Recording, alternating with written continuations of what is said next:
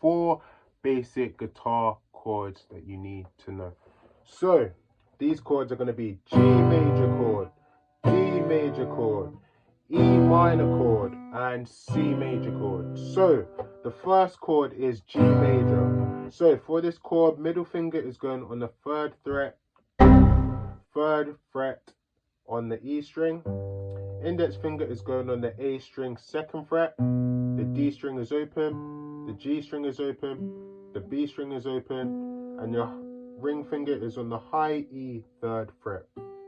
And just for remembering from last time, we want to remember that to position our fingers in the middle of the fret to get a clean sound. Next chord is D major chord, and that is because the D string oh my gosh, can't speak today.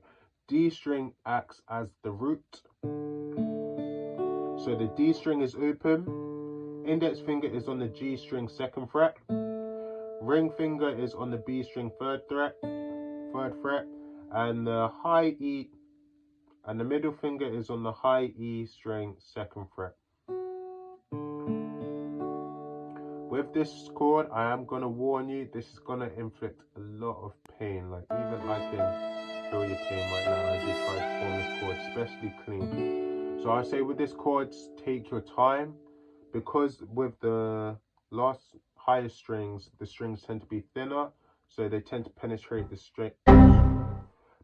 your fingers a bit more. So until your fingers become accustomed to that pain, just take your time and don't give up. Don't give up. You will overcome this pain in about 1 to 2 days.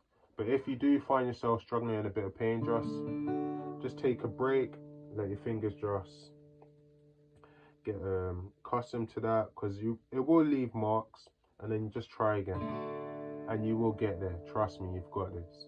Next chord is E minor.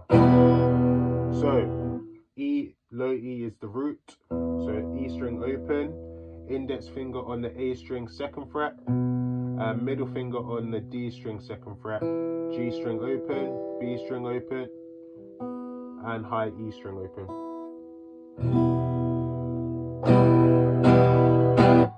So far we've got G chord, we've got D chord, and now we've just done the E minor chord. And the final chord we're going to do is, so you can keep if you're planning to do this same chord progression, you can keep your middle finger in the same position. So we're ignoring the low E string, so we're strumming from the A string downwards. So ring finger is on the 3rd fret, A string. The middle finger is on the D string 2nd fret, G string is open, and index finger is on the B string 1st fret, and you play the high E string open.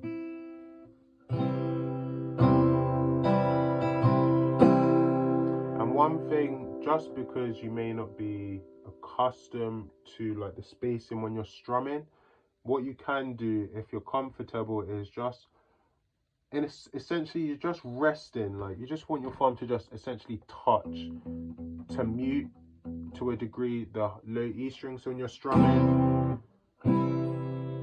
just in case you do hit this low E string, it doesn't ring as loud, so it just mutes it a little bit. It doesn't necessarily stop the sound, just mutes it a little bit. So, and the thing about these chords is you can play them in different orders. So I could start on C, then I could go to D, then I could go to E minor, then I could go to G.